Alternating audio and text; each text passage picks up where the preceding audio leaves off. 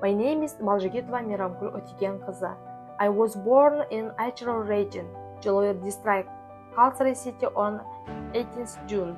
Between 1995 and 2006, I studied in the school number 1, named after Lenin.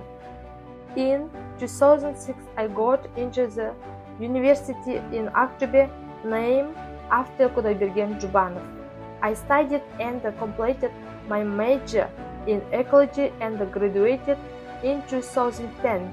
After that, in 2012, I went to Sweet University in October and graduated in 2014 with a major in biology.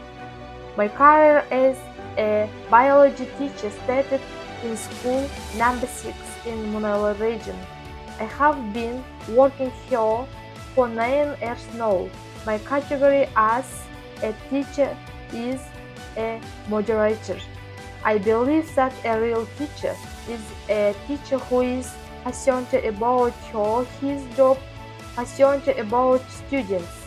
Being a teacher is a great blessing.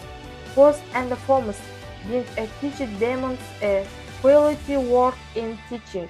Second, it requires us to be closer with our students, so we can help them to achieve their dreams and grow as an individual.